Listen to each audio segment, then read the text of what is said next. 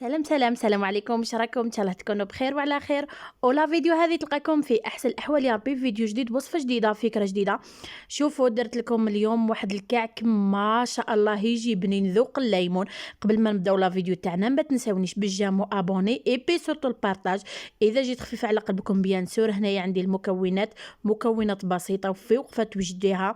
شوفوا انا درت تقريبا 4 كاس، هذه هي الكيله اللي بغيت نديرها. انا ما درتش كميه بزاف، وانتم اذا بغيتوا ديروا كميه اكثر من هذه ضعفوا المقادير. كيما راكم تشوفوا الكاس تاعي هذا ناقص دودوا.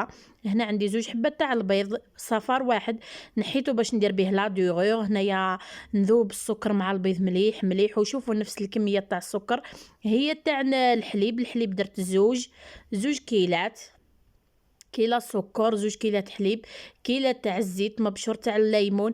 القارص ديروا بزياده باش تجيكم هكا النسمه تاع القارص، يجي منسم بالقارص.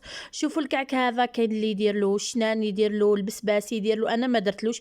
نتوما وما بغيتو الذوق اختياري تضيفوا ولا نتوما وما بغيتو. عطيت لكم لا باز تاع الكعك باش يجي طري، يجي مقطن من الداخل ويضاين معاك، يجي ما شاء الله.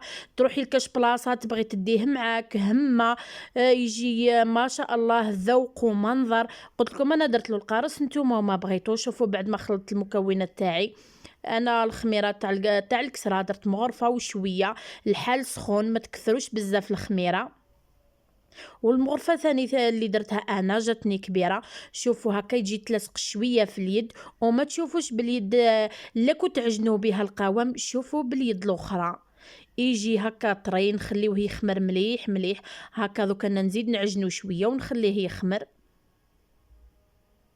هكا. الخمور لازم يخمر مليح مليح. شوفوا بعد ما خمر انا كسرت له الخمور ودرت له هكا كريات باش نبدا نشكل فيه الشكل اختياري، قادر كيما راه هكا كريات تشكليها ولا ديريها الحربوش كيما اللي موالفين نديرو. انا جبت لكم هذه الطريقه السهله ما شاء الله، وما تاخذ لا وقت لا والو. شوفوا انا قرصتها شويه ودرت لها هكا، ثقبتها من الداخل، ودوكا نشكلها بالموس.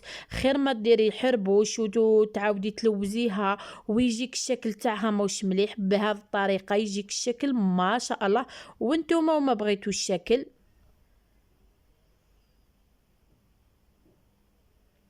هكا. انا كي كنت نعجن على الاول نسيت الملح، ومن بعد زدت ذوبته في قطره تاع الماء وزدت له الملح. ما تنساوش الملح باش ما يجيكمش صامت هكا. شوفوا قرصتها شويه وندير لها ثقبه من في النص ونشكلها بالموس، الشكل اختياري. قادر ديروه كريات ولا ديروا حرابش، ومن بعد تعاودوا تدوروه نتوما وما بغيتو.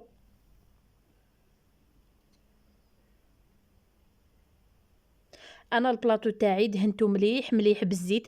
كي دهنوا البلاطو تاعكم من تحت مليح مليح بالزيت يعطي لكم تحميره ما شاء الله. انا شكلت كاع الكميه تاعي، انا ما بغيتش ندير 2 بلاطوات، قلت نديرو في فرد بلاطو ونطيب على جهه. هنا درت لها لا دوغور، هنا عندي صفار تاع حبه تاع البيض، زدت لها مغرفه ماكله تاع الحليب، خلطتهم مليح ودهنت بهم.